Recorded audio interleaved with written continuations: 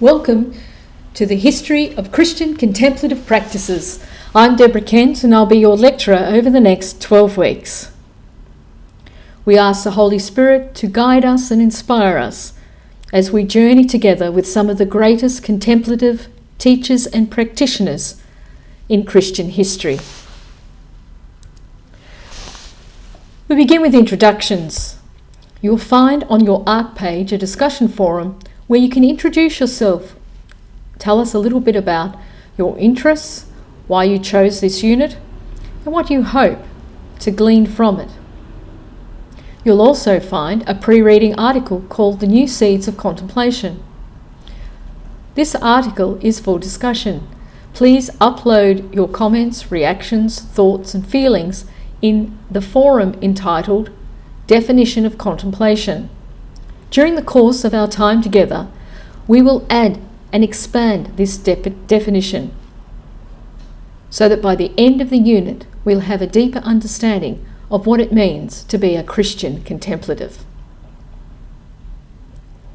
After a brief introduction to the college, begin the lecture with our focus this week on modern contemplative practitioner Thomas Merton.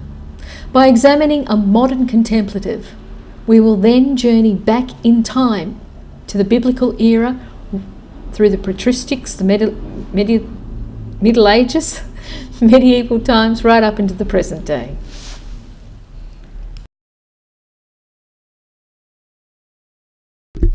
On your ARC page for this unit, you'll find a section called Discussion Forum, Introductions.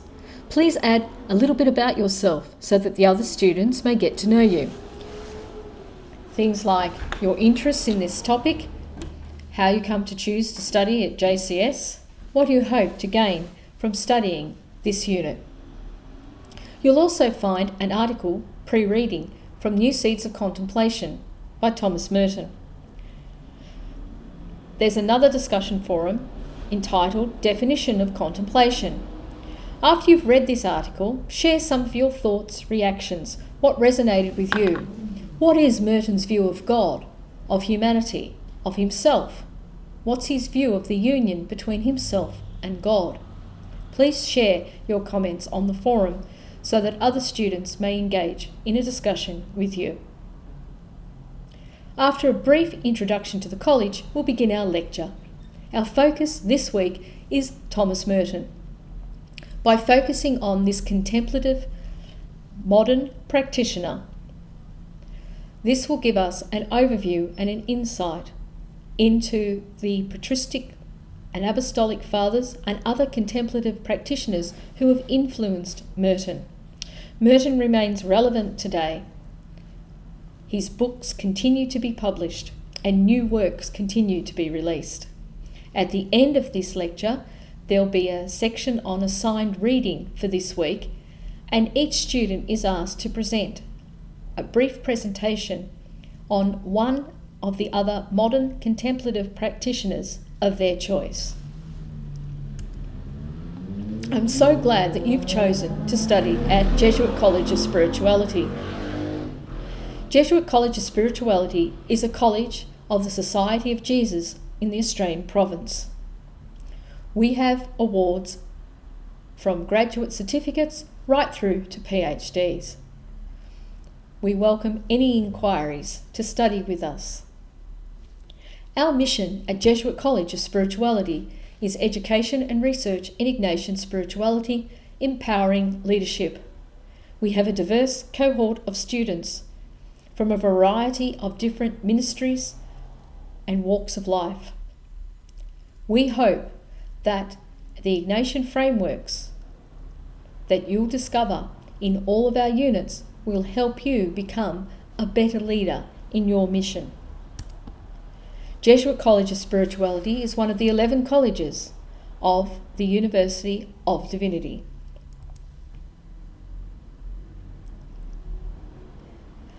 We'll be covering a large time period from biblical times right up into the modern era. We will be attempting to cover over 2,000 years in 12 weeks. Are you up to it? When I say it's a journey, it's probably more accurately described as a pilgrimage. You'll find on ARC a timeline Please open this timeline now. As we go through over the weeks, this timeline will help you situate the contemplative teacher that we'll be studying in their own context. By knowing the context of the contemplative writer, we then get an insight into what has influenced them, into the issues that they were responding to in their time, and it will help us understand their approach to seeking union with God. We will sit and contemplate with some of the great contemplatives of church history, women and men. Now, some of these will be very attractive to you. You'll want to spend time with them. You're happy to meet them and stay a while. Others, you'll be happy to say hello and goodbye and move on. I encourage you to do just that. We can only sample and savour a very small portion of their writings and their contribution to contemplative practice. So please feel free to pursue your interests. Thomas Merton has been influenced by these contemplatives in some way. Thomas Merton was a prolific writer and influential contemplative teacher, and therefore I don't believe we can ignore Merton. So let's get into what he can teach us.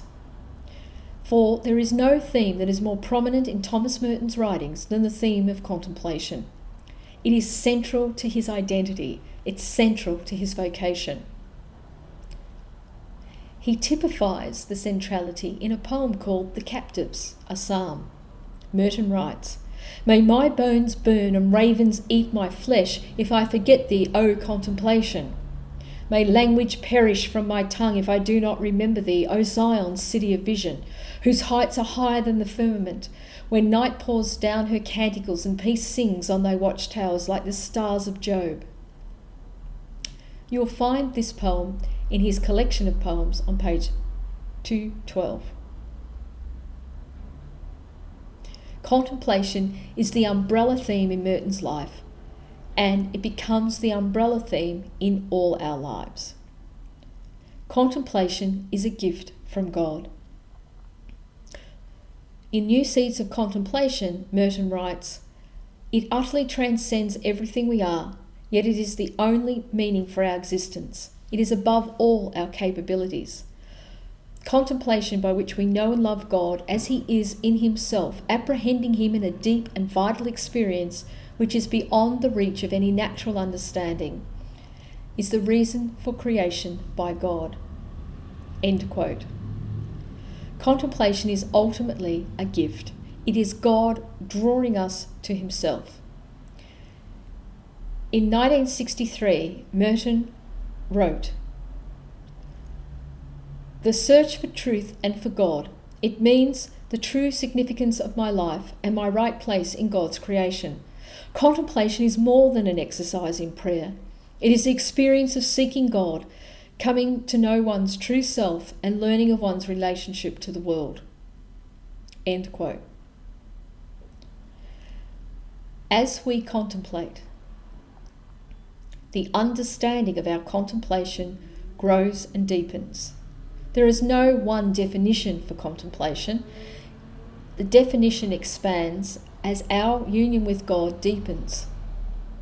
But there are two aspects of contemplation which Merton found vital: silence and solitude. Keep listening throughout this presentation for Merton's relationship of solitude and silence to his understanding of contemplation.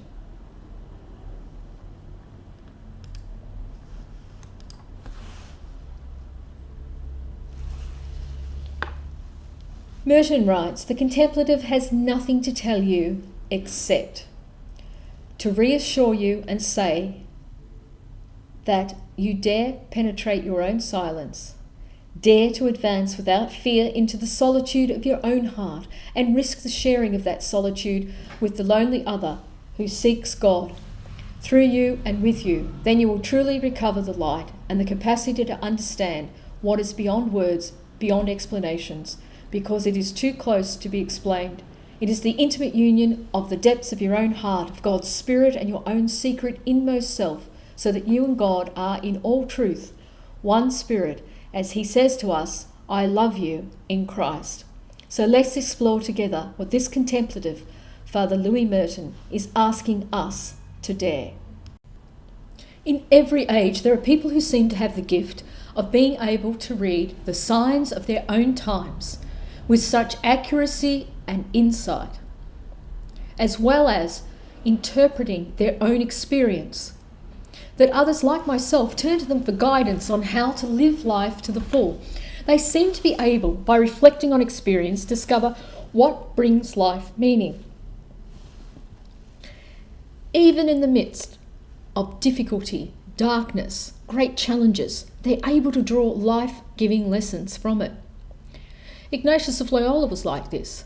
He reflected on his own lived mystical experience, wrote it down in such a way that his own journey could become a curriculum for seekers. Seekers searching for God, searching for meaning, searching for their true self. A spiritual master is someone who not only seeks God for him or herself, but they're able to guide others on the same path towards fulfillment and deep union. This is the journey we're going to take today with the monk, writer, photographer, poet, sinner, saint, contemplative, Thomas Merton, known to his brother monks as Father Louis. As we examine Merton's life journey, keep alert at all times to his view of God, his view of himself, his view of humanity, and his view of what leads us into deep union with God. On the last day of January 1915, under the sign of the water-bearer, in a year of great war, and down in the shadow of some French mountains on the borders of Spain, I came into the world. So begins Merton's autobiographical classic, The Seven-Storey Mountain. Thomas Merton was born in Prades, France. His New Zealand-born father, Owen Merton, and his American-born mother, Ruth Jenkins, were both artists. They had met at painting school in Paris, were married at St Anne's Church, Soho, London. Recall the name of the church, it will be relevant later. And returned to France, where Thomas Merton was born on January 31st, 1915. Merton's younger brother, John Paul, was also born there. The Seven-Storey Mountain, while it begins with Thomas Merton's birth, it ends with the death of his brother, whose Canadian warplane crashed in 1943. Merton's biography finishes with an account of John Paul's death and a poem that Merton wrote for him. John Paul had a long and difficult death once his plane crashed. He was delirious, dehydrated, calling out for water, which no one could give him, in a dinghy. And he spent 3 hours in this state. For Merton, deeply immersed in the story of Jesus Christ, writes this poem about Jean Paul and his death. Note the Christian themes. Sweet brother, if I do not sleep, my eyes are flowers for your tomb. And if I cannot eat my bread, my fasts shall live like willows where you died. If in the heat I find no water for my thirst shall turn to springs for you, poor traveller. Where, in what desolate and smoky country lies your poor body lost and dead? And in what landscape of disaster has your unhappy spirit lost its road? Come, in my labour find a resting place, and in my sorrows lay your head. Or rather take my life and blood and buy yourself a better bed, or take my breath and take my death and buy yourself a better rest. When all the men of war are shot and flags have fallen into dust, your cross and mine shall tell men still, Christ died on each for both of us. For in the wreckage of your April, Christ lies slain, and Christ weeps in the ruins of my spring, the money of whose tears shall fall into your weak and friendless hand and buy you back to your own land. The silence of whose tears shall fall like bells upon your alien tomb. Hear them and come. They call you home.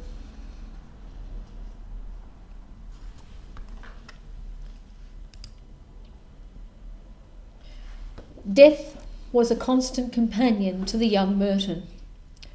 When he was 6, he lost his mother to stomach cancer, and after spending some time in France, enrolled in a French boarding school, the Lycée.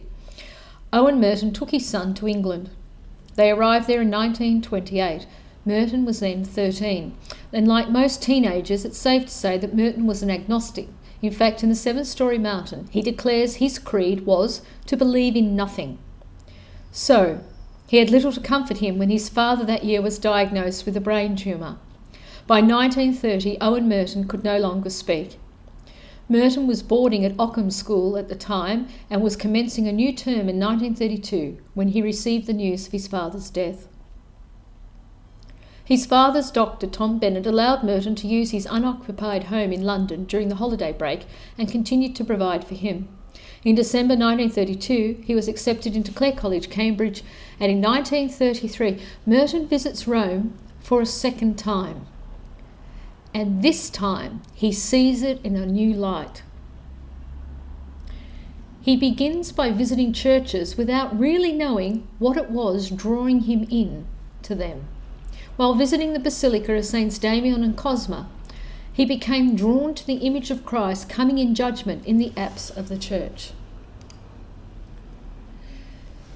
Please pause the recording here for about 5 or 10 minutes and spend this time in silent contemplation of this image. Does this work speak to you as it spoke to Merton? If so, what does it say? What do you think might have drawn the young Merton to it?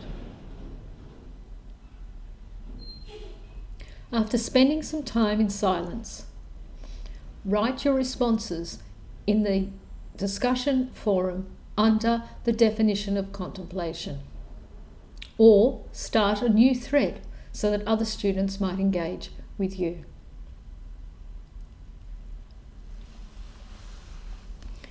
Once you've completed this task, resume the lecture.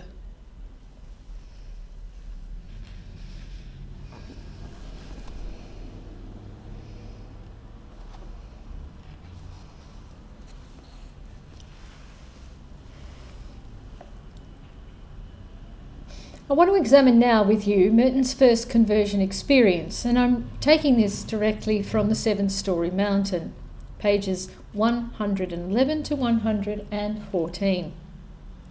Merton writes, "So far, however, there had been no deep movement of my will, nothing that amounted to a conversion, nothing to shake the iron tyranny of moral corruption that held my whole nature in fetters.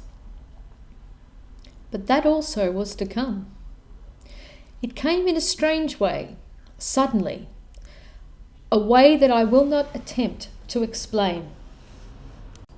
I was in my room, it was night, the light was on. Suddenly it seemed to me that Father, who had now been dead more than a year, was there with me. The sense of his presence was as vivid and as real and as startling as if he had touched my arm or spoken to me. The whole thing passed in a flash, but in that flash instantly I was overwhelmed with a sudden and profound insight into the misery and corruption of my own soul, and I was pierced deeply with a light that made me realize something of the condition I was in, and I was filled with horror at what I saw, and my whole being rose up in revolt against what was within me, and my soul desired escape and liberation and freedom from all this with an intensity and an urgency unlike anything I'd ever known before. And now I think for the first time in my whole life, I really began to pray. Praying not with my lips and with my intellect and my imagination, but praying out of the very roots of my life and of my being, and praying to the God I had never known, to reach down towards me out of his darkness, and to help me get free of 1,000 terrible things that held my will in their slavery. There were a lot of tears connected with this, and they did me good. And all the while, although I had lost the first vivid, agonising sense of the presence of my father in the room, I had him in my mind, and I was talking to him as well as to God, as though he were a sort of intermediary. I do not mean this in any way that it might be interpreted that I thought he was among the saints. I did not really know what that might mean then, and now that I do, I hesitate to say that I thought he was in heaven. Judging by my memory of the experience, I should say it was as if he had been sent to me out of purgatory. For after all, there's no reason why the souls in purgatory should not help those on earth by their prayers and influence, just like those in heaven, although they usually need our help more than we need theirs. But in this case, assuming my guess has some truth in it, things were the other way round. However, this is not a thing on which I would place any great stress, and I do not offer any definite explanation of it. How do I know it was not merely my own imagination or something that could be traced to a purely natural psychological cause? I mean the part about my father. It's impossible to say. I do not offer any explanation. I've always had a great antipathy for everything that smells of necromancy, table turning and communications with the dead, and I never deliberately try to enter into any such thing. But whether it was imagination or nerves or whatever else it may have been, I can say truly that I did feel most vividly as if my father were present there, and the consequences that I have described followed from this, as though he had communicated to me without words an interior light from God about the condition of my own soul, although I wasn't even sure I had a soul. The one thing that seems to me morally certain is that this was really a grace, a great grace. If I had only followed it through, my life might have been very different and much less miserable for the years that were to come. Before now, I'd never prayed in churches I'd visited, but I remember the morning that followed this experience. I remember how I climbed the deserted Aventine in the spring sun with my soul broken up with contrition, but broken and clean, painful but sanitary like a lanced abscess, like a bone broken and reset. And it was true contrition too, for I don't think I was capable of mere attrition, since I did not believe in hell. I went to the Dominicans' church, Santa Sabina, and it was a very definite experience, something that amounted to a capitulation, a surrender, a conversion, not without struggle, even now. To walk deliberately into the church with no other purpose than to kneel down and pray to God. Ordinarily, I never knelt in these churches and never paid any formal or official attention to whose house it was, but now I took holy water at the door. I went straight up to the altar rail and knelt down and said slowly, with all the belief I had in me, the Our Father. It seems almost unbelievable to me that I did no more than this, for the memory remains in me as that of such an experience that it would have seemed to have implied at least half an hour of impassioned prayer and tears. The thing to remember is that I had not prayed at all for some years. Another thing which Catholics do not realise about converts is the tremendous agonising embarrassment and self-consciousness they feel about praying publicly in a Catholic church. The effort it takes to overcome all the strange imaginary fears that everyone's looking at you and that they all think you're crazy or ridiculous is something that costs a tremendous effort. And that day in Santa Sabina, although the church was almost entirely empty, I walked across the stone floor, mortally afraid that a poor devout old Italian lady was following me with suspicious eyes. As I knelt to pray, I wondered if she would run out and accuse me at once to the priest with scandalous horror for coming and praying in their church, as if Catholics were perfectly content to have a lot of heretic tourists walking about their churches with complete indifference and irreverence, and would get angry if one of them so far acknowledged God's presence there as to go on his knees for a few seconds to say a prayer. However, I prayed. Then I looked about the church, went into a room where there was a picture of Sassoferrato, stuck my face out a door into a tiny simple cloister where the sun shone down on an orange tree, and that I walked out into the open, feeling as if I had been reborn, and across the street strolled through the suburban fields to another deserted church where I did not pray, being scared by some carpenters and scaffolding. I sat outside in the sun on a wall and tasted the joy of my own inner peace, and turned over in my mind how my life was now going to change and how I would become better. It was a one hope, however. But the last week or 10 days that I was in Rome were happy and full of joy.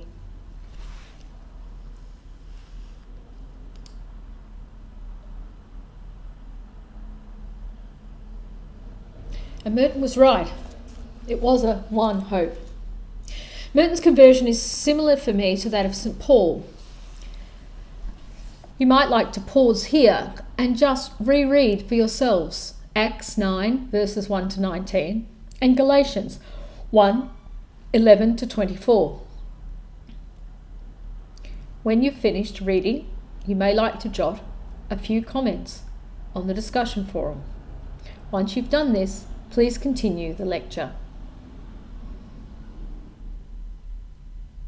Merton returned to Cambridge, neglected his studies, drank excessively, and was also indulging excessively in casual sex. It is believed it was at this time he fathered a child. 2 years later, he enrolled in Columbia University in the States, and it is suspected that he did this at his guardian's urging, his guardian wanting him to get out of the set that he was in and start up afresh somewhere else, and no doubt also wanted some distance between him and the young Merton. Columbia becomes for Merton his Arabia. It is here that his faith experience grows and matures. M. Basil Pennington writes that it is failure, disgrace that the exile brings a wiser Merton to Columbia University, New York in 1935. Merton read widely and intensely, and he himself admits that it was the minds of the past that influenced him more acutely than his living mentors. He lists among these Blake, Scotus, Aquinas, Bernard of Clairvaux, Etienne Gison, this philosopher that he marks out for particular attention. He was also interested in social issues, and he had met and worked with some activists. Great among them were Catherine de Huyck and Dorothy Day. While Merton was satisfied in these works, he was mysteriously being drawn elsewhere. Merton graduated from Columbia with a Bachelor of Arts in English. It was a Hindu monk that suggested he read the Confessions of St. Augustine and the Imitation of Christ. By looking across Merton's life, it seemed that all the main influences in his life were preparing him for his ultimate decision to join a religious order. He was at first drawn to the Franciscans, with whom he was teaching. And initially he was accepted until he revealed his colourful past. They then said to Merton they could not accept him. In 1940, when he was teaching at Sir Bonaventure's, he began to be more selective with his reading, and by this time he had almost eliminated his excessive drinking and smoking. In 1941, he visited the Trappist Abbey of Gethsemane during Holy Week for a retreat, and immediately he felt drawn to stay. Merton sensed in this place a home. On December the 10th, 1941, Merton was accepted to enter the Cistercians of strict observance, known as the Trappists. His past had not been an obstacle for them. But here the story by no means ends, for his conversion was a daily chore, and it lasted his whole life, as our conversion lasts for the entirety of ours. Here's Merton pictured with his best friend, close confidant, Robert Lax. Robert Lax too entered into solitude by living alone on a Greek island where he wrote his poetry, living a solitary life. It's interesting that both of these friends eventually end up with similar pathways. Lax writes of Merton's entry into the monastery. He says, when he first got to the monastery, he might have thought that he could just live a contemplative life cut off from the rest of the world. that may have been an illusion that anyone could expect would soon wear off. When he got back to a more universal point of view, that was the Merton we knew before he got there. It was really just a part of him coming back. You'll find that in a book called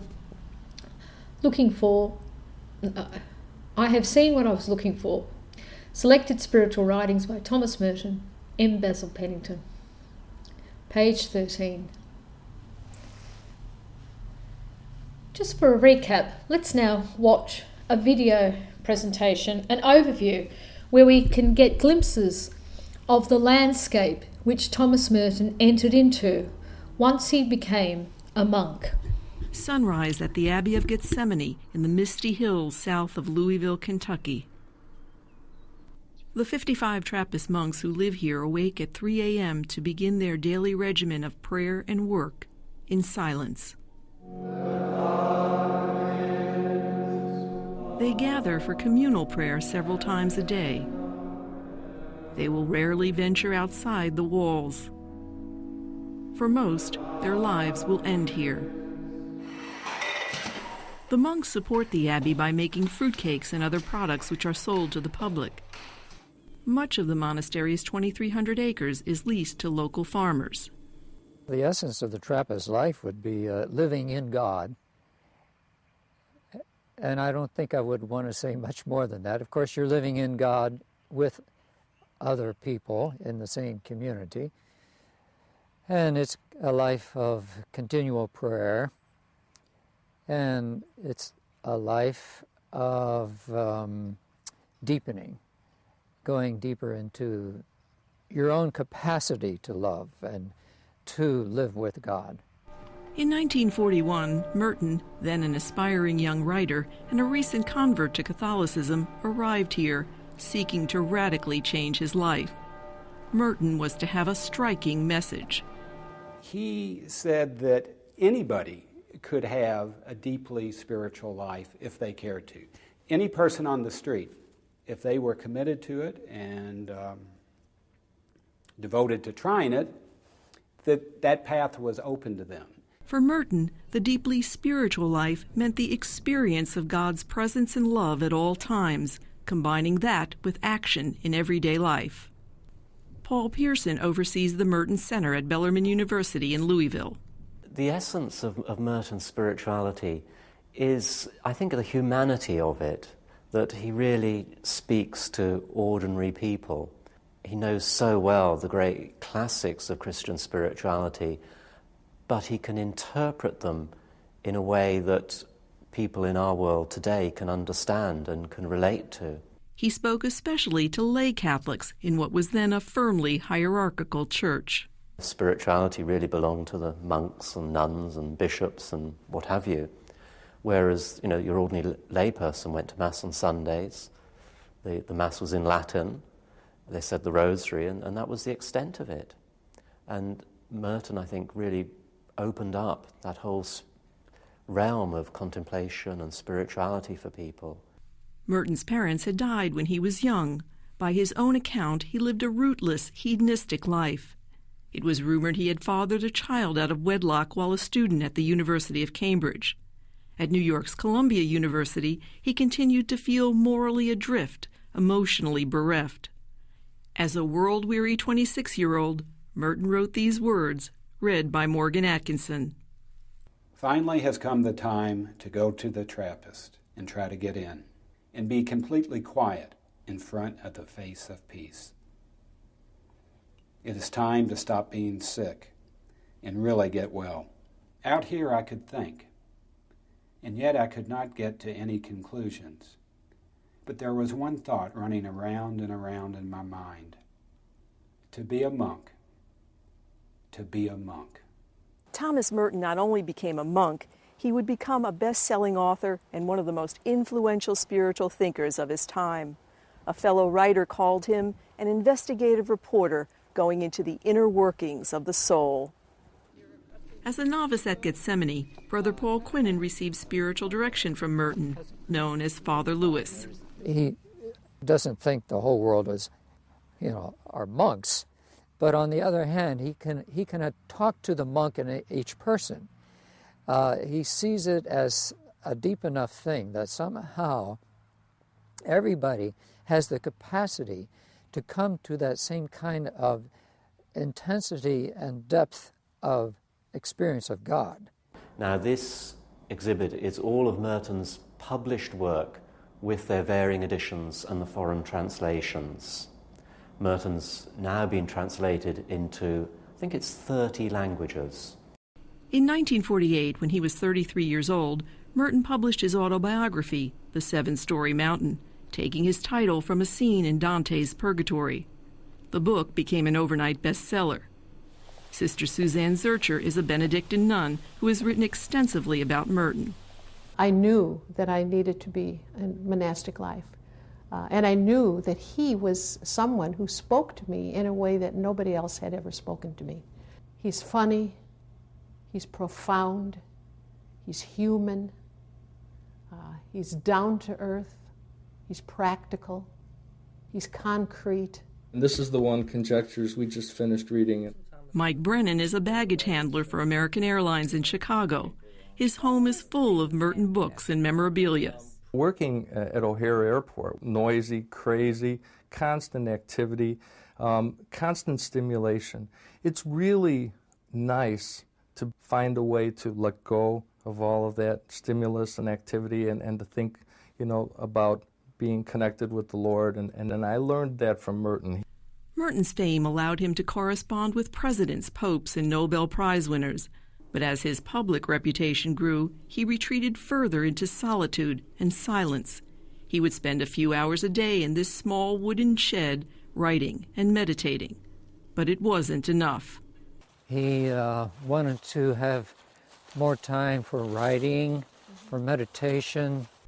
He would later get permission from his abbot to live as a hermit in this tiny cottage about a half-mile from the monastery.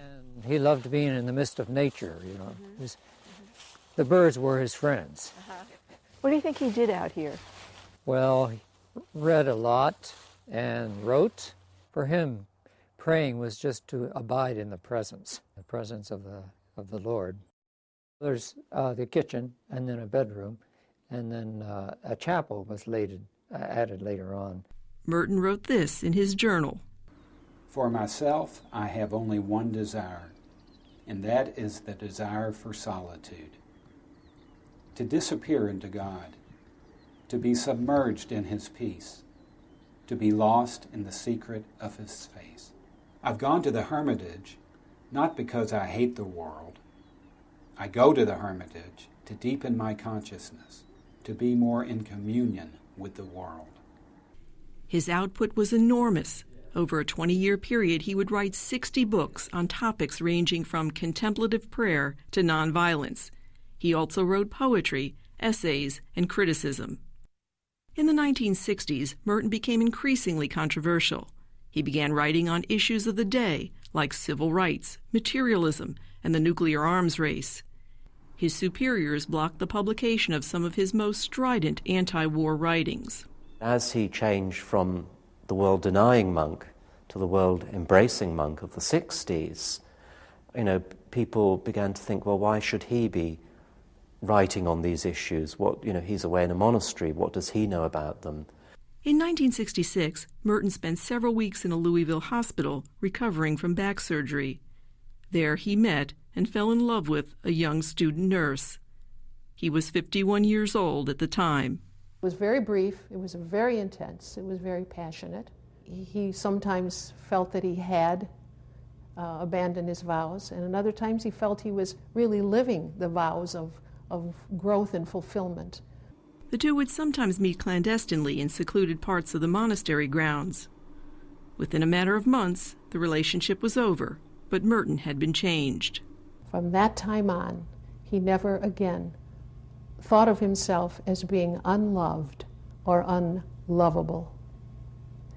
And he himself learned to love in this relationship. And that was the part of himself that he always felt had been underdeveloped. Merton rededicated himself to his monastic life. he became increasingly interested in Buddhism and Asian monasticism. In 1968, he received permission to attend a conference on monasticism in Bangkok. There is rare footage of Merton from that conference. But that's a thing of the past now, to be suspicious of other religions and to look always at that which is weakest in other religions and always at what is highest in our own religion. Because this double standard in dealing with religions. This has to stop. Hours after this film was made, Merton was dead, electrocuted after touching a fan with faulty wiring in his hotel room. He was 53. His reputation has only grown since his death. Working with manuscripts he left behind, scholars have published 60 more of his books, including 7 volumes of his personal journals. But, as a monk, Merton left behind few personal possessions.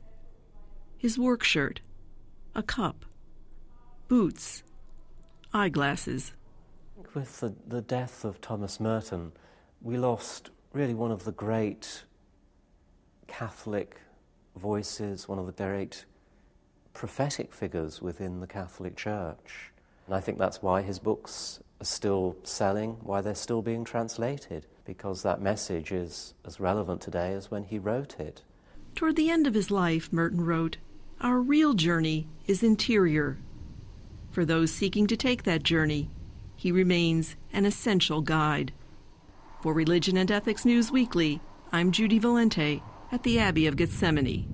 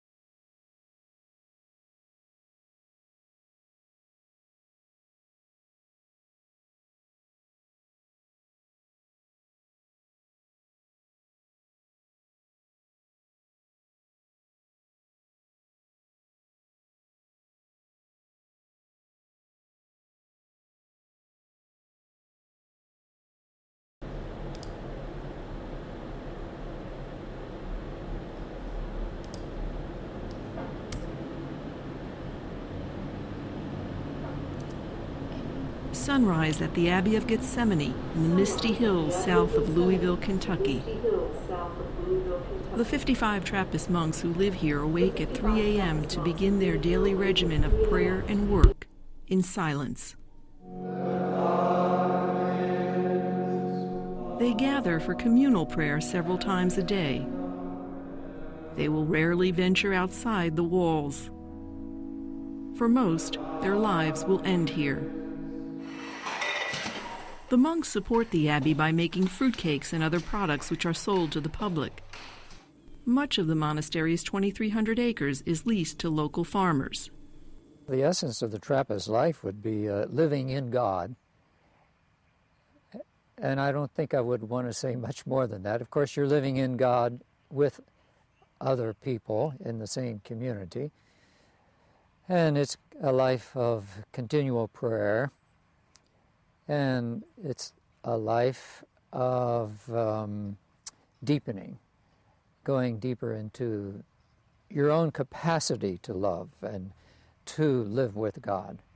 In 1941, Merton, then an aspiring young writer and a recent convert to Catholicism, arrived here, seeking to radically change his life. Merton was to have a striking message. He said that anybody could have a deeply spiritual life if they cared to. Any person on the street, if they were committed to it and devoted to trying it, that path was open to them. For Merton, the deeply spiritual life meant the experience of God's presence and love at all times, combining that with action in everyday life. Paul Pearson oversees the Merton Center at Bellarmine University in Louisville.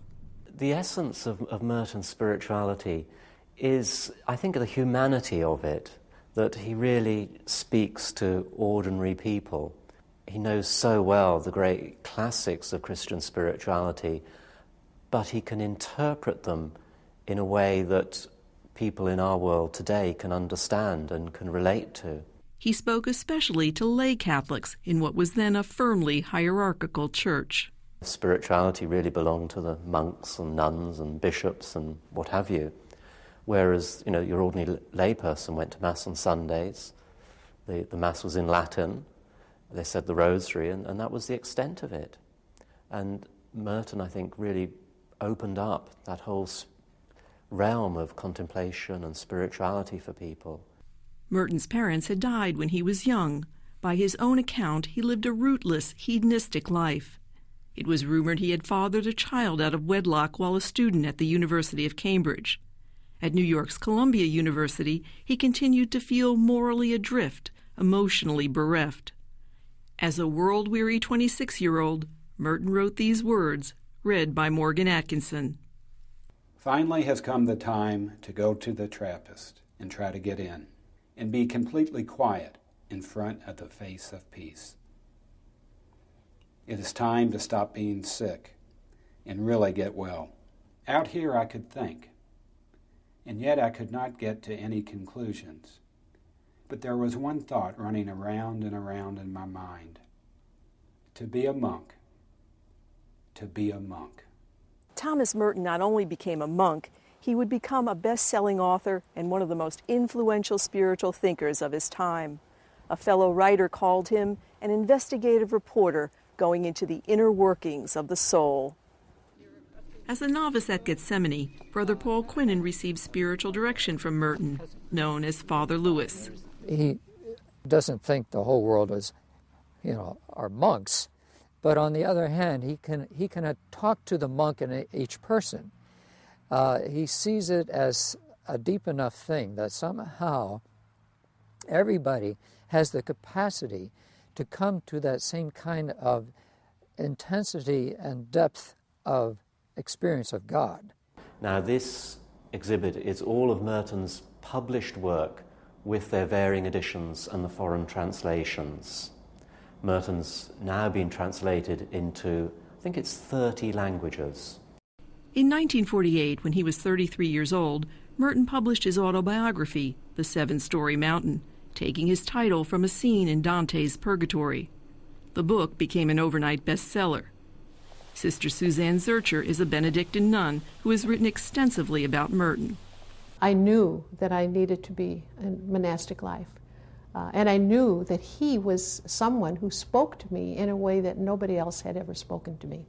He's funny, he's profound, he's human, he's down to earth, he's practical, he's concrete. And this is the one, Conjectures, we just finished reading it. Mike Brennan is a baggage handler for American Airlines in Chicago. His home is full of Merton books and memorabilia. Working at O'Hare Airport, noisy, crazy, constant activity, constant stimulation. It's really nice to find a way to let go of all of that stimulus and activity and to think, about being connected with the Lord. And I learned that from Merton. Merton's fame allowed him to correspond with presidents, popes, and Nobel Prize winners. But as his public reputation grew, he retreated further into solitude and silence. He would spend a few hours a day in this small wooden shed, writing and meditating. But it wasn't enough. He wanted to have more time for writing, for meditation. He would later get permission from his abbot to live as a hermit in this tiny cottage about a half-mile from the monastery. He loved being in the midst of nature, The birds were his friends. What do you think he did out here? Well, he read a lot and wrote. For him, praying was just to abide in the presence of the Lord. There's the kitchen, and then a bedroom, and then a chapel was added later on. Merton wrote this in his journal. For myself, I have only one desire, and that is the desire for solitude. To disappear into God, to be submerged in His peace, to be lost in the secret of His face. I've gone to the hermitage, not because I hate the world. I go to the hermitage to deepen my consciousness, to be more in communion with the world. His output was enormous. Over a 20-year period, he would write 60 books on topics ranging from contemplative prayer to nonviolence. He also wrote poetry, essays, and criticism. In the 1960s, Merton became increasingly controversial. He began writing on issues of the day, like civil rights, materialism, and the nuclear arms race. His superiors blocked the publication of some of his most strident anti-war writings. As he changed from the world-denying monk to the world-embracing monk of the 60s, people began to think, well, why should he be writing on these issues? He's away in a monastery. What does he know about them? In 1966, Merton spent several weeks in a Louisville hospital recovering from back surgery. There he met and fell in love with a young student nurse. He was 51 years old at the time. It was very brief, it was very intense, it was very passionate. He sometimes felt that he had abandoned his vows, and in other times he felt he was really living the vows of growth and fulfillment. The two would sometimes meet clandestinely in secluded parts of the monastery grounds. Within a matter of months, the relationship was over, but Merton had been changed. From that time on, he never again thought of himself as being unloved or unlovable. And he himself learned to love in this relationship. And that was the part of himself that he always felt had been underdeveloped. Merton rededicated himself to his monastic life. He became increasingly interested in Buddhism and Asian monasticism. In 1968, he received permission to attend a conference on monasticism in Bangkok. There is rare footage of Merton from that conference. But that's a thing of the past now, to be suspicious of other religions and to look always at that which is weakest in other religions and always at what is highest in our own religion. This double standard in dealing with religions. This has to stop. Hours after this film was made, Merton was dead, electrocuted after touching a fan with faulty wiring in his hotel room. He was 53. His reputation has only grown since his death. Working with manuscripts he left behind, scholars have published 60 more of his books, including 7 volumes of his personal journals. But, as a monk, Merton left behind few personal possessions. His work shirt, a cup, boots, eyeglasses. With the death of Thomas Merton, we lost really one of the great Catholic voices, one of the great prophetic figures within the Catholic Church. And I think that's why his books are still selling, why they're still being translated, because that message is as relevant today as when he wrote it. Toward the end of his life, Merton wrote, "Our real journey is interior. For those seeking to take that journey, he remains an essential guide." For Religion and Ethics News Weekly, I'm Judy Valente at the Abbey of Gethsemane.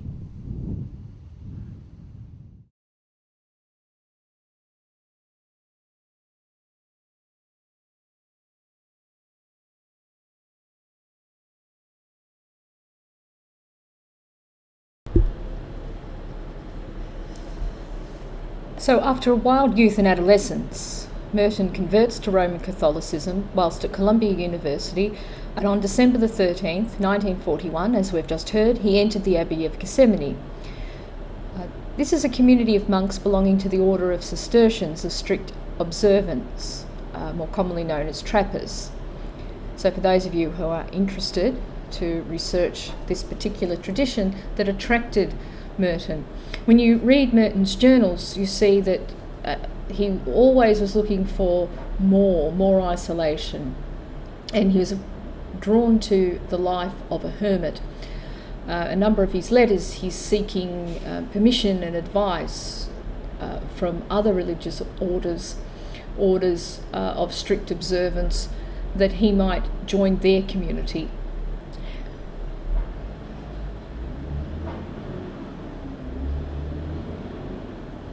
Now, in his time as a monk, Merton certainly wasn't idle. He wrote over 70 books, and he published between 300 to 400 articles, all of which I haven't read, but I'd certainly like to.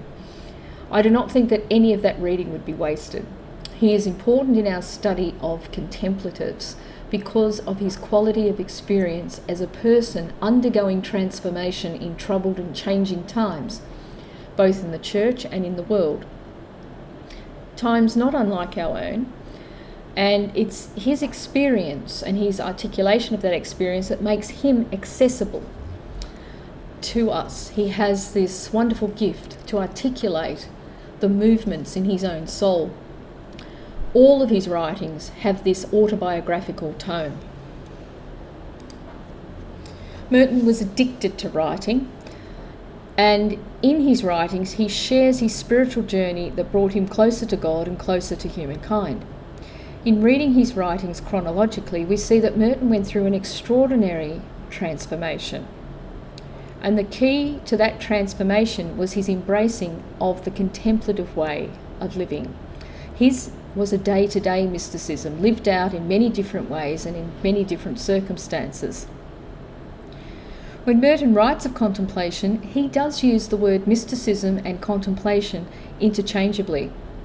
Merton constantly tells his story, firstly as a man, as a human being, then as a Catholic, as a monk, as a citizen of the USA, and a citizen of the world, a fellow seeker with other seekers. He is therefore someone very significant for us on our own journeys.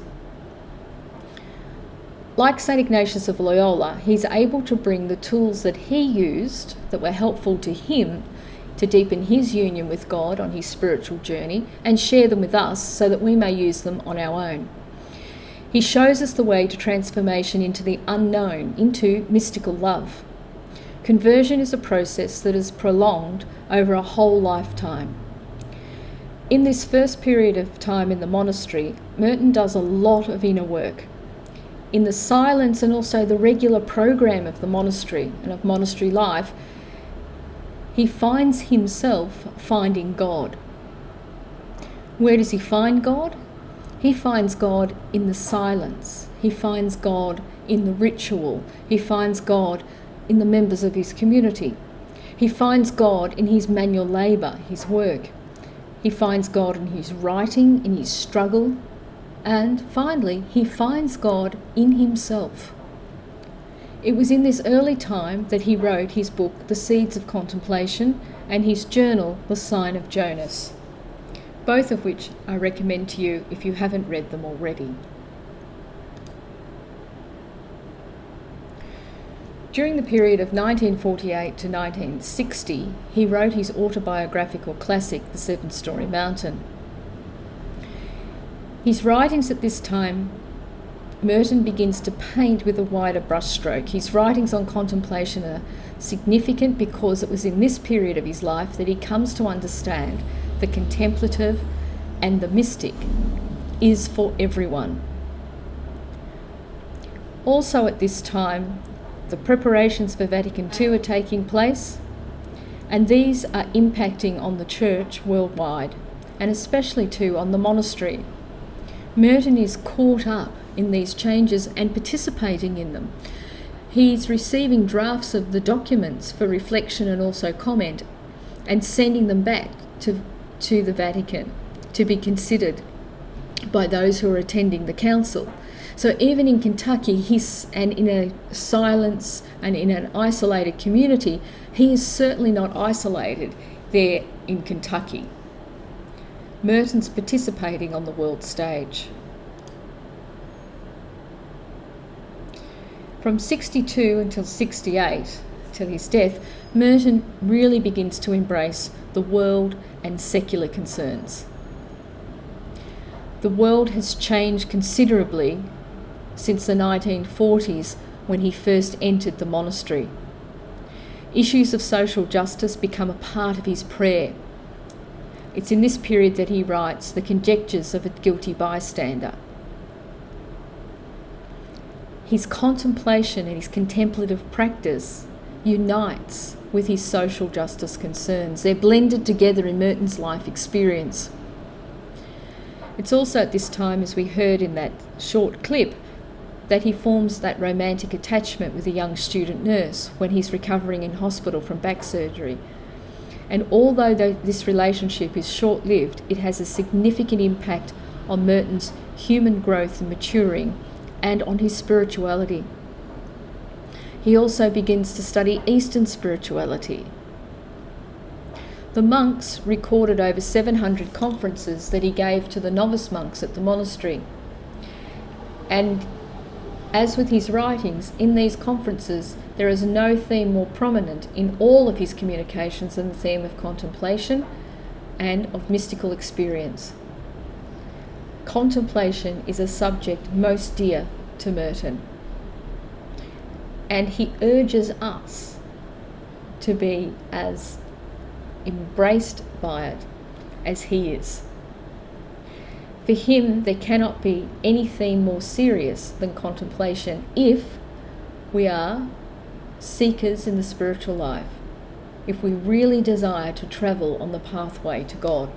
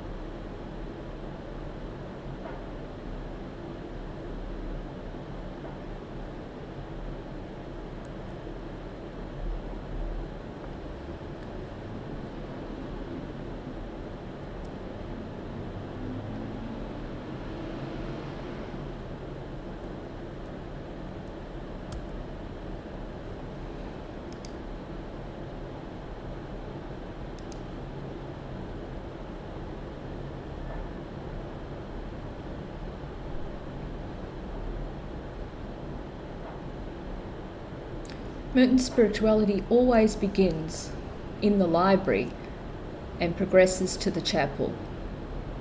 He always engages in lectio before moving to a deeper and deeper style of prayer. Everything he reads, everything he contemplates, forms an integral part of his prayer.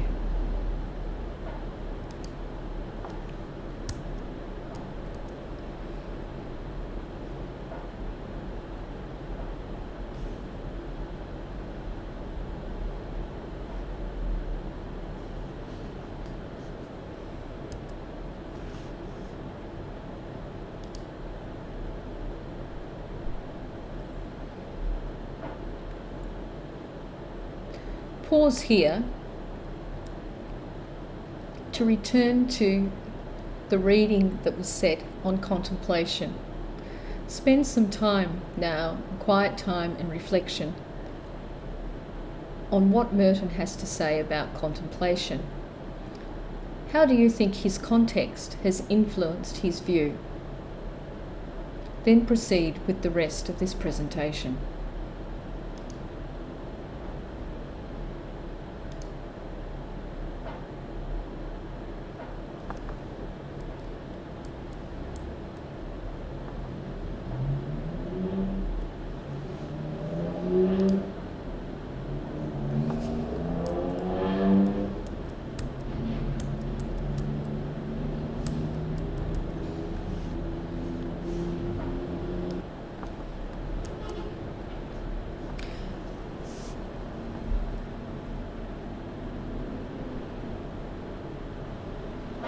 When Merton speaks of contemplation, he speaks of it as a grace, pure gift from God.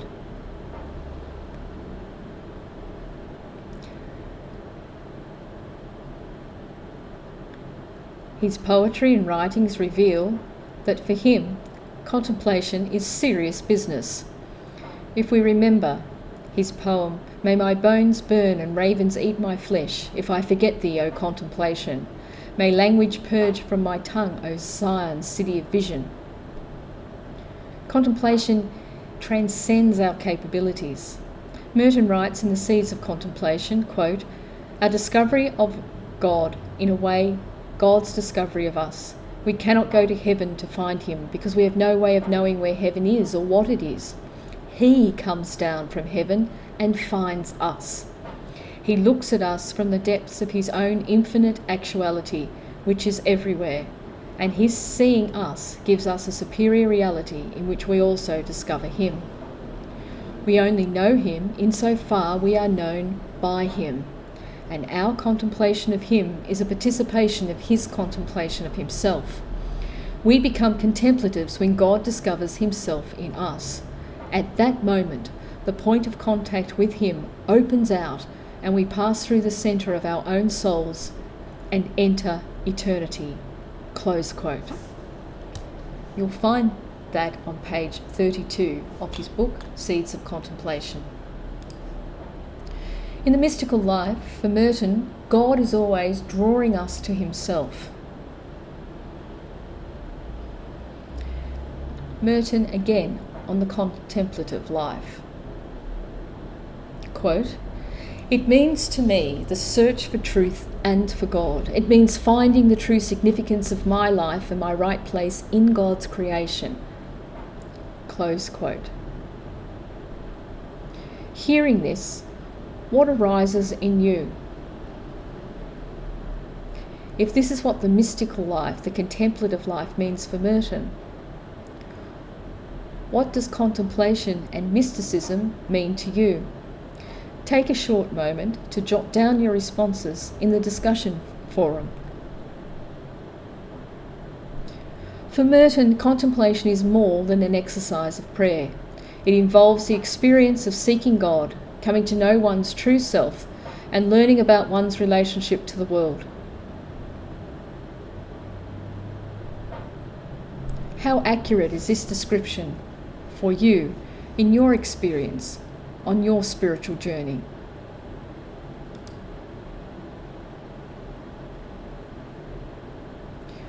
Caught up with Merton's experience of the contemplative life is another theme that runs as a thread throughout, and that's solitude. For Merton, solitude is intricately linked to contemplation and the mystical experience. Merton loved solitude. In fact, he made it a life quest. In 1953, the abbot gave Merton permission to spend some time in the abandoned tool shed in the woods. But in 1965, after much argument, much prayer, and much convincing, Merton finally moves into the hermitage. You can read about that journey in his journals. Merton named the hermitage St. Anne's. If you recall, the name of the church where Merton's parents were, also St. Anne's. For Merton, his beginning of his life and his journey through to the monastery has some few connecting dots. In fact, it was Merton who began, for the Trappists, the tradition of monks leaving the cloister and moving into a hermitage. Merton loved the solitude of the hermitage, and it was in the solitude of the hermitage that he begins to open up to the wider world around him, beyond the monastery walls. Merton urges all of us to embrace silence, and to embrace silence, we also embrace solitude. We cannot have the contemplative, we cannot have the mystic without it. For Merton, it is in the silence that we wake up, that we learn to pay attention.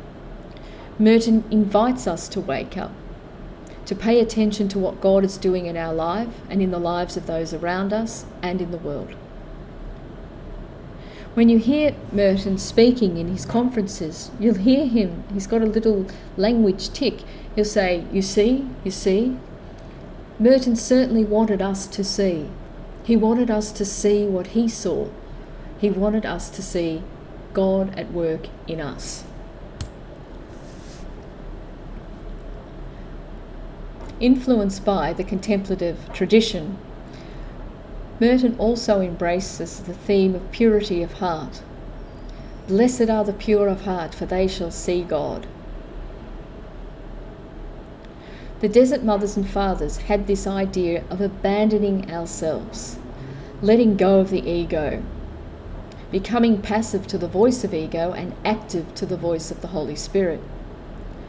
Therefore, we need silence and solitude to hear the still small voice of the Holy Spirit calling us into the contemplative life, calling us into a deep experience of God.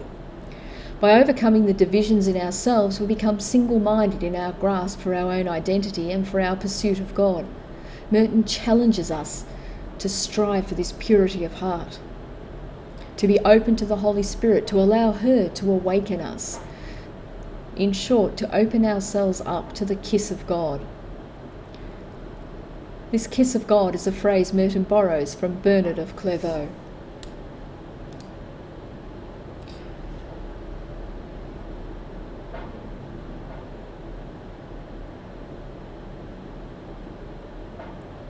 Merton was a wonderful teacher. So let's listen to one of his conferences that he used to give to novices and monks in the monastery on a Sunday Prayer afternoon. and Meditation, January 28th, 1964. Well, about the retreat, I might as well start from where we got left in the retreat, I suppose. Now, there's one point that he brought up. We might as well take that as our starting point to get into this thing on prayer. It was this, the idea that he brought up about begin with yourself. See, now let's get that straight. Maybe somebody didn't get that straight. Let's hash that out a little bit. Is that the wrong thing to say, or is that the right thing to say, or can it properly be interpreted? What do you people feel about this? Now, in what way is it good to begin with yourself, and in what way is it bad to begin with yourself? What about it, Brother Alkman? Being yourself by knowing yourself. You got to know yourself. There's definitely that. In St. Bernard, his first degree of pure love is love of self. Right love. Yeah, right love of self. Of course, it's true. See, there is definitely, there is no question. If you don't begin with yourself, you don't, in that sense, you don't begin, because yourself is all you got. See? You can't start anywhere but from yourself, because that's where you are. But on the other hand, there is a wrong sense of beginning with yourself, and it can be taken, you can go completely off on this beginning with yourself. How would that be? What would be wrong with starting with yourself? Yeah. If you put yourself up at the top of the pile. Put yourself on top of the pile, or if you separate yourself so completely. You see, the problem of thinking about yourself is when you cut yourself off so much from the rest of the world, either implicitly or explicitly, that all you've got is yourself, see? And then everything is seen in reference to yourself, and then yourself becomes so central or so important or so much the only reality, and then you get all involved in yourself. And then you start thinking about yourself, and you reflect on yourself, and you watch everything that you do, and of course this is bad. See, obviously you can't pray. When you come to the contemplative life, you want to pray. Well, if yourself is too much in the way, how are you going to pray? If you go to pray and then you just spend your whole time of prayer just thinking about yourself, it's frustrating. As a matter of fact, anybody who's been in the contemplative life at all for any little length of time, to tell them to start thinking about themselves, and they say, oh, for heaven's sakes, anything but. That's what I don't want to think about. Give me something better to think about, so I don't have to think about myself. See? So it's a question of how you look at it, actually. In reality, all you've got is yourself and God. But yourself isn't just you, see. If you once realize who you are and what your life really is, your real you is not just this little you that you can sort of divide off from everybody else and sort of crawl into yourself like a cocoon and so forth. That's not really yourself at all. That's nothing. See, that's why this is so painful. I mean, when a person cuts himself off from the rest of the world and becomes intensely conscious of himself, this isn't natural. It isn't, much less supernatural. It's not natural. And it isn't normal. It isn't right. See, of course we all do it. But it's no way to live. You're not supposed to live that way. But in actual fact, myself, just on the natural level, is constituted by all kinds of relationships. See, I mean, myself isn't just a little isolated entity that's all, completely cut off from everything else and just sort of up on a kind of a little tower where it looks down and sees everything. We feel that way. But in actual fact, everybody is influenced by everybody that he comes into contact with. And for me, myself is partly you, see. And my life would be different if you people weren't here and I didn't have this job. And your life would be different if you weren't here with these people. And we weren't here together and so on. Everybody, his self consists in his relationships, among other things, with other people. And above all, before all else, his relationship with God. See? So that if I even think for a moment that I am something apart from these relationships, that I can sort of exist all, as a completely isolated entity somewhere off in a void, outside of relationship to anything else, this is impossible. It can't be done. So I am not only a sort of an essence, but I am also my relationships with God and with my brother. And of course you can't help getting involved in that. So the thing that we have to avoid, in mental prayer especially, now of course when you come to prayer you've got a special thing there too. See, your prayer is part of your life.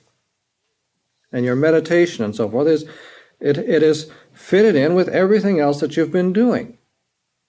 And it's part of a series of acts. It's not just an act that all of a sudden explodes out of nothing. You see, 3:30 in the morning, wham, all of a sudden you meditate. This is the culmination of something you've been doing before, see. Now, the time for thinking about yourself is not the time of meditation, unless there's some special reason. If it comes up, all right.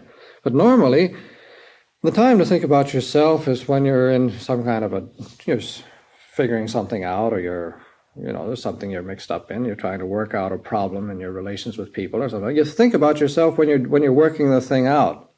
But when you come to meditation, you want to think about God, because your meditation is the moment when you hope that you're going to reach the fruit of the love and so forth that's been going on all the rest of the time. It's like Sunday in the week, so to speak. Your meditation comes at a time when at last you can drop all this other nonsense And you can let everything else go, and you can relax and do the thing you really want to do. See?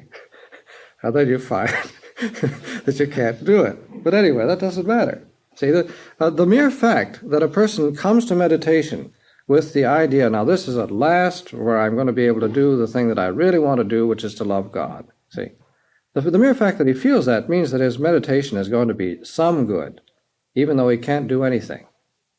Because a person his life wouldn't have any meaning here if he didn't really want to seek God and be with God at certain times, and then if he didn't have the hope. See, where a vocation goes on the rocks is when a person begins to lose hope that at any time he's ever going to be able to make any sense out of seeking God and so forth. If a person gives that up, well, he's going to have a hard time staying here. But as long as a person has some sort of a grain of hope in the depths of his heart somewhere that, well, even if I fall asleep during the morning meditation, maybe some other time, there's going to be some time today when I'm going to put everything aside and I'm going to simply be with God, because this is the only thing I really want to do. Well, if a person has that hope, the first thing you can say about that is this, that this is something, he couldn't have it if it wasn't a grace from God. And it's a very special grace from God that has a meaning. And God wouldn't give a person that grace if he didn't mean to give him a fulfillment of that hope if the person is faithful to that grace. See? So that therefore your life of prayer has got to be built around this hope, that this hope is a reality. This hope is not nonsense. See? Once you give up this hope and drop it and say, well, I was just kidding myself, I was a novice, and well, it's really foolish. Why think things like that? Let's forget about the life of prayer and let's just dive into work or something. Forget about our troubles, If you once do that, your troubles are really beginning. But if you never let go of this real hope of being close and intimate with God on His terms, not on ours. See, if you hang on to that hope, I assure you, you won't be disappointed. Although you may have to wait till heaven before you get the fulfillment that you're looking for.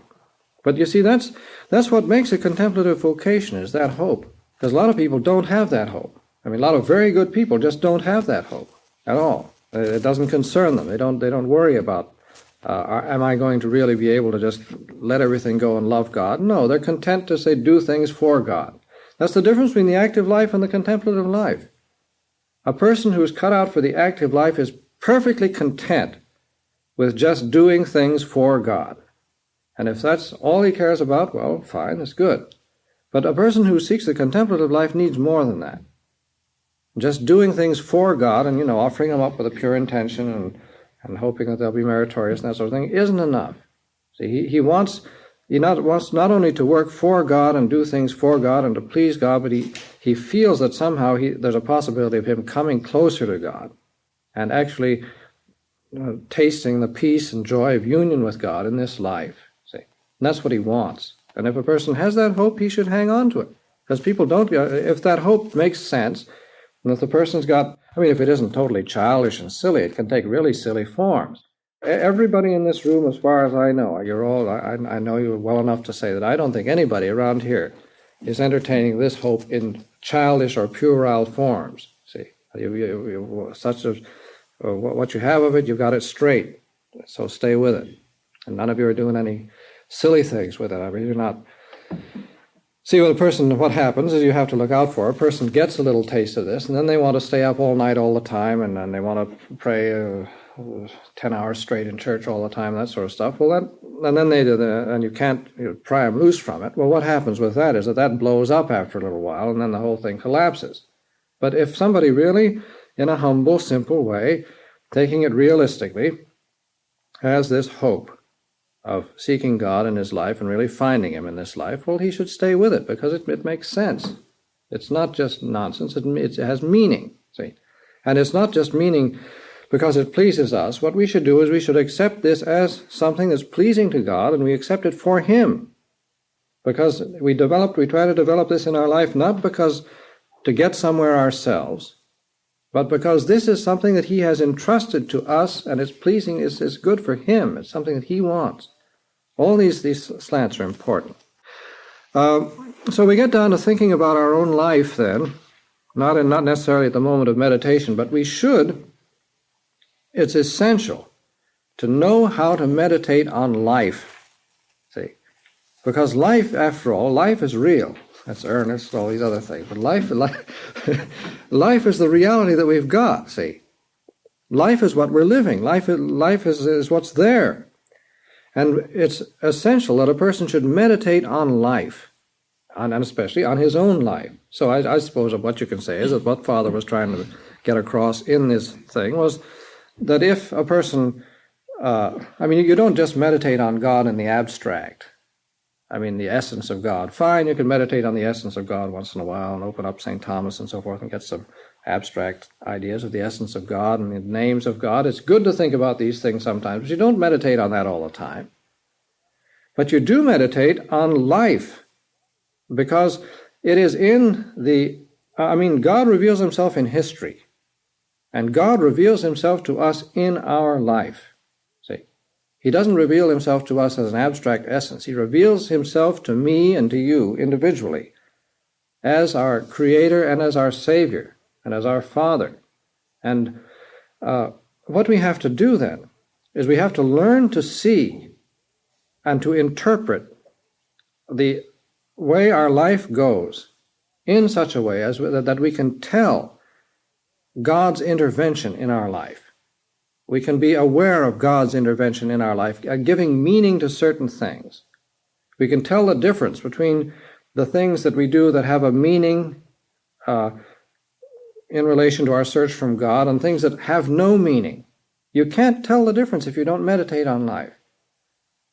A lot of people just do things that have no meaning at all. And when you're speaking now of meditating on life, this seems to me is something other than what we do at 3:30. Yeah, this isn't what you do at 3:30.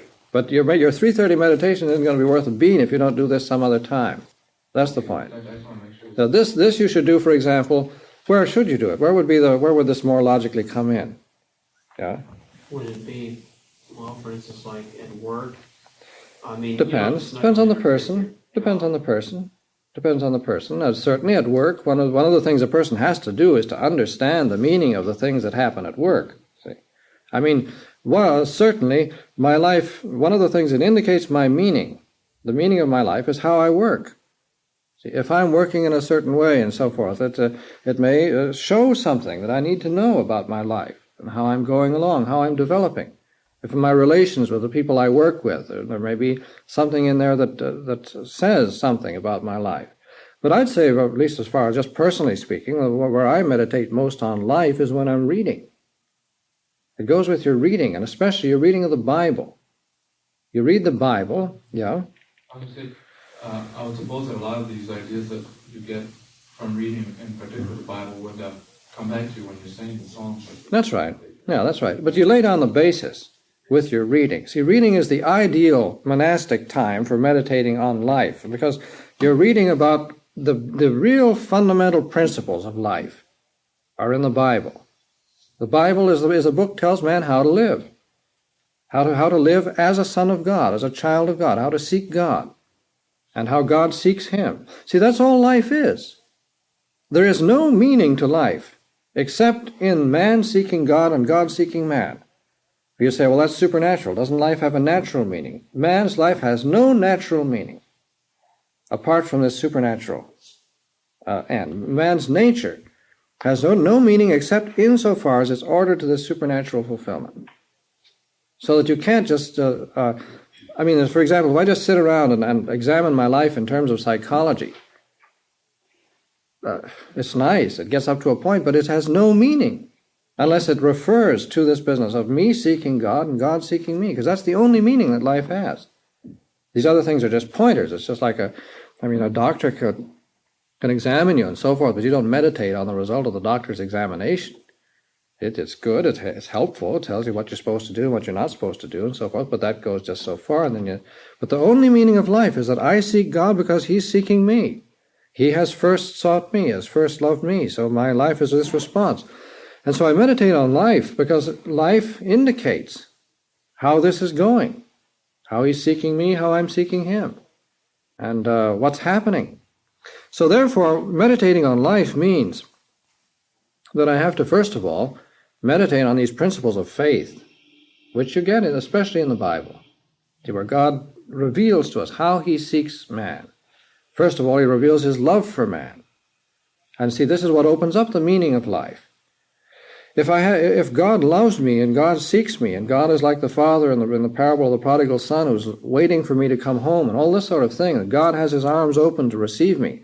If I'm not convinced of this sort of thing, when I come to meditation, even if I am convinced, my meditation may still be hard and so forth, but if I'm not convinced of this at all, meditation makes no sense whatever. There's nothing you can do.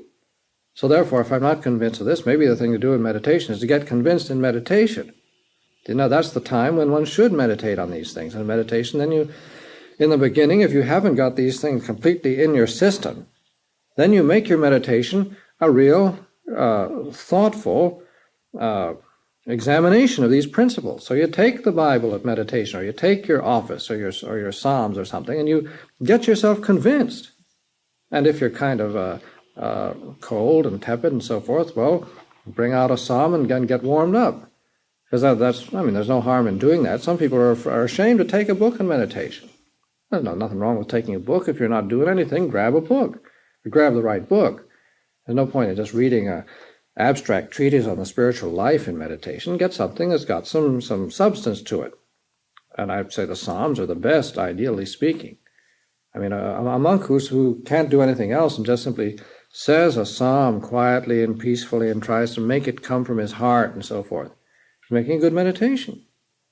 Just take something that speaks of the love of God. Quem ad modum cervus desiderat ad fontes aquarum. You see, as the stag longs for the fountains of living water. Well, just think what that means. Just a question of getting this into your... And then you say, well, now, I mean that. I really do mean that. Because we don't just force ourselves to mean that, we mean it. We wouldn't be here if we didn't mean it. See, we have thirst for God in our hearts. So the thing to do in meditation is remember we're thirsty for God. And then that starts a little something, and then we get distracted and so forth, and we'll get back, start over again. One of the things about life, meditating on life, is that there's Gerard Manley Hopkins. If you haven't read his poetry, you ought to, although it's a little hard sometimes. And then he's got these notebooks, which are interesting. They're up in the library. They used to be here, but they're up in they shouldn't be there. Are they back there? They're right here. Are you sure? I turned them into the library recently. Those are the poems, but not the notebooks. I turned them back into the library. But he used to go out with his notebook and walk around the hills of Wales and places like that where he was, and used to draw sketches of just things like trees and leaves and waterfalls and stuff like that. And he developed this term, which he called inscape, which is his own language, his own term. So if you use this term all over the place, people won't know what it means. But inscape is a term that he developed for the individual structure of a living being, like, say, a tree, the way the tree is shaped, see. Each tree is different, and the way a leaf is different and so forth.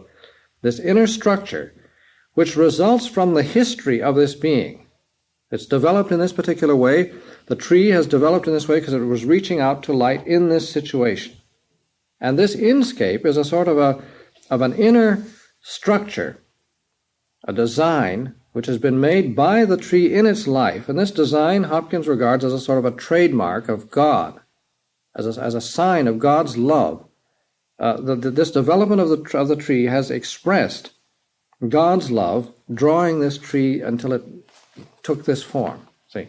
So what the meditation on life, therefore, consists in seeing this inscape in our life, that our life is a work of art of God. See?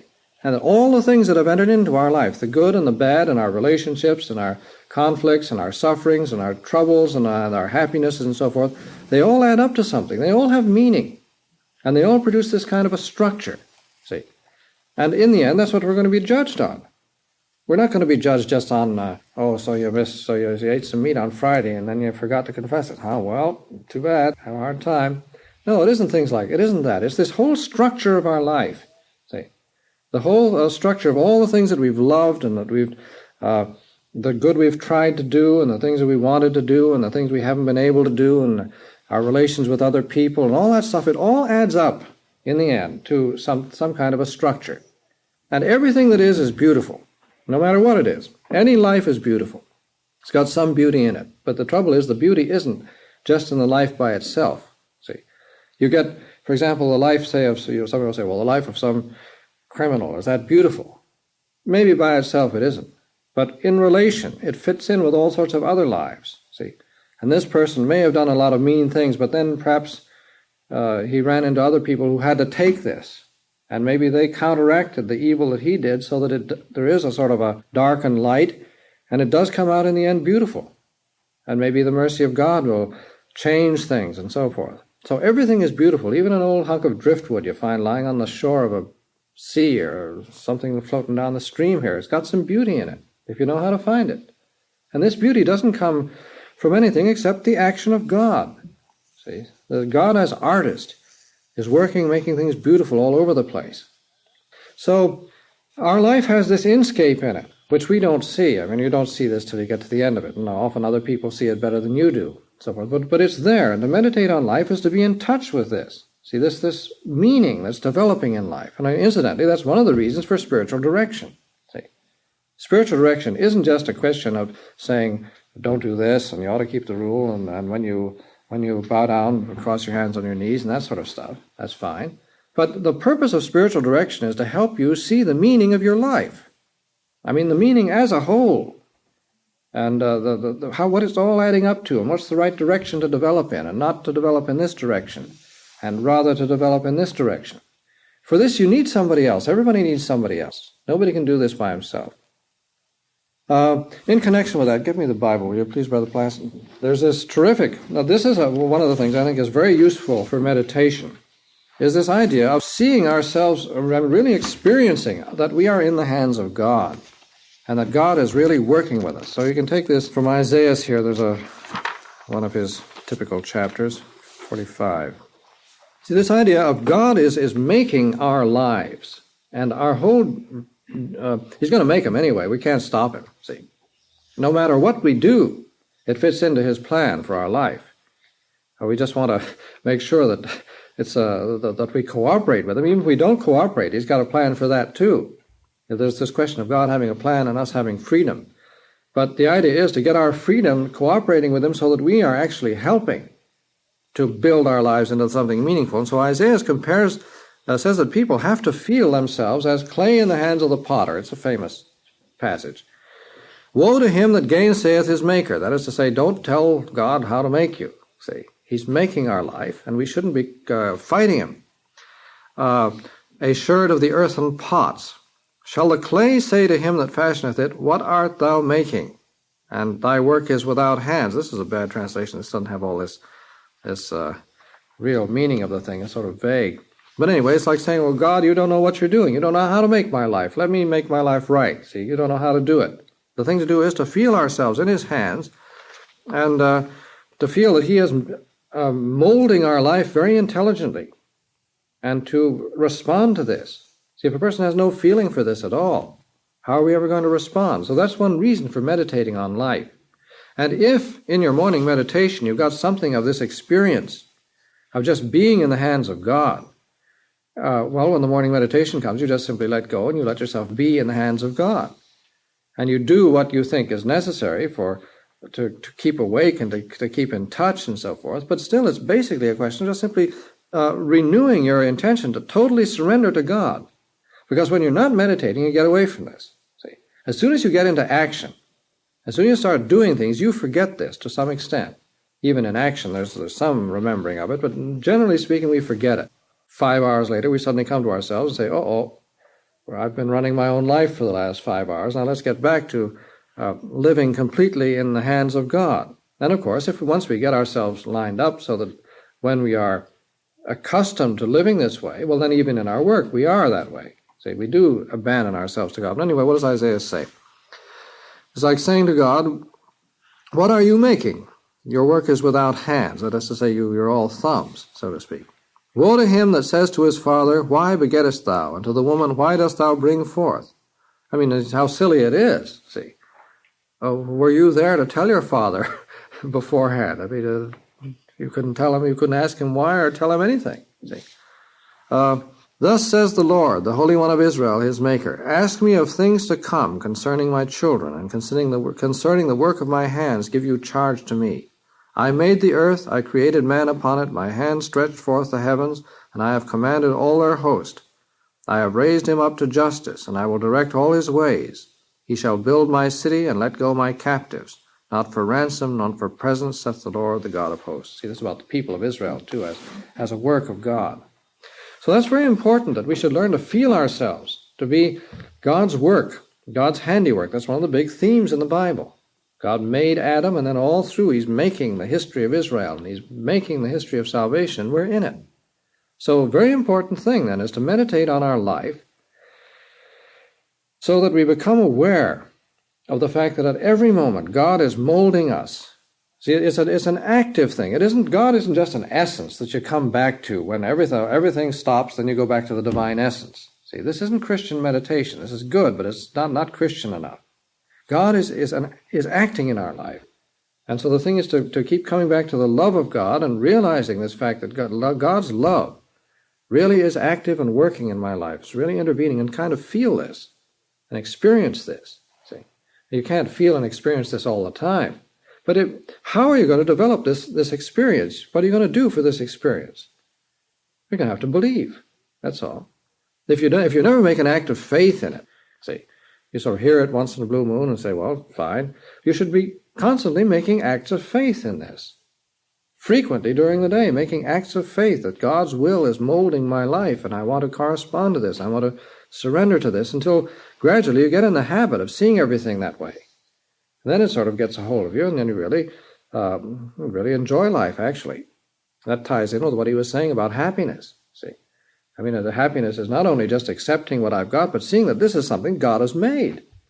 The situation I'm in, whatever it is, God has made it. Of course, I may have made a real mess out of it and all that, but that's still part of what he's made. He can make anything out of anything. Is that the bell? Adiutorium nostrum in nomine Domini.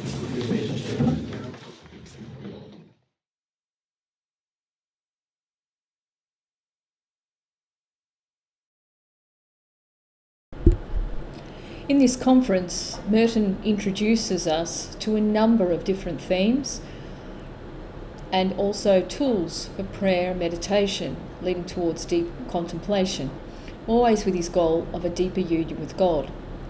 What is Merton's view of God? What have you learned about his view of humanity? Take a moment now to jot down some of the themes that you have learned from listening to this conference of Merton's.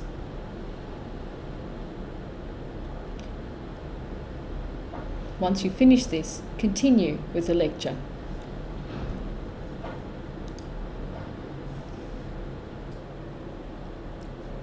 Merton's view of contemplation deepened and expanded over his lifetime, as I'm sure yours will deepen and expand over these next few weeks. As you study contemplation and contemplative practices, as you immerse yourselves in the writings of the great contemplative teachers, and as you practice and live it. Our definition will continue to develop together, in and through our experiences.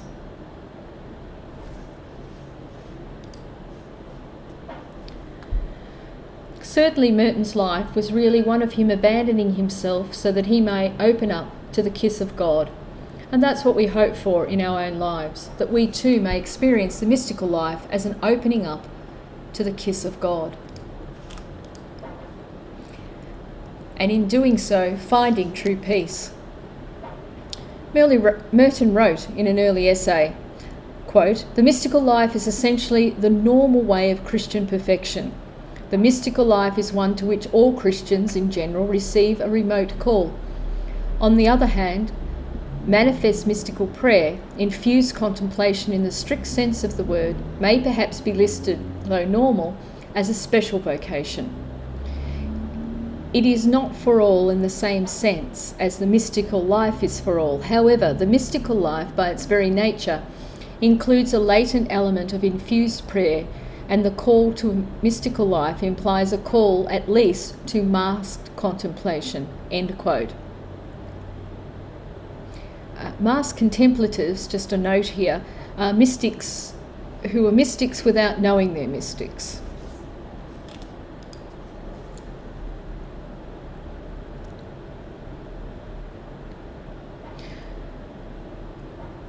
When Merton returned to the Abbey of Gethsemane, it was in a coffin. Just reflecting on Merton's sudden death and return back to his home in Kentucky, I thought this poem of Merton's is something that we can just pause and reflect on. He wrote this about the Trappist cemetery where he lies today. Brothers, the curving grasses and their daughters will never print your praises. The trees, our sisters in their summer dresses, guard your fame in these green cradles. The simple crosses are content to hide your characters. Oh, do not fear, the birds that bicker in the lonely belfry will ever give away your legends.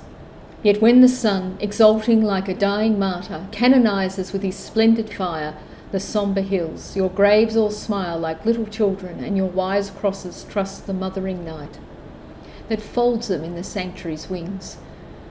You need not hear the momentary rumours of the road where cities pass and vanish in a single car, filling the cut beside the mill with roar and radio, hurling the air into the wayside branches, leaving the leaves alive with panic.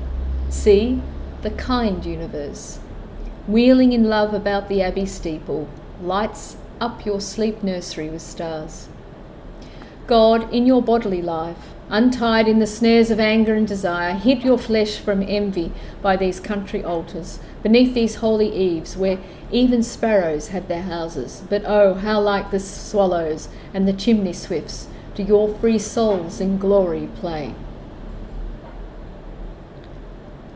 Spend some time now adding to your thoughts and reflections on Merton's view of the human person before proceeding to the next slide.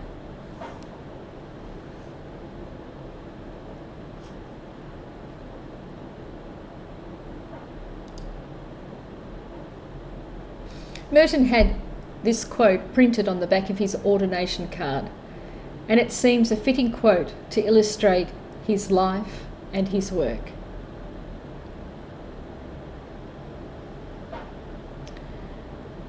And a quote to end this lecture this week.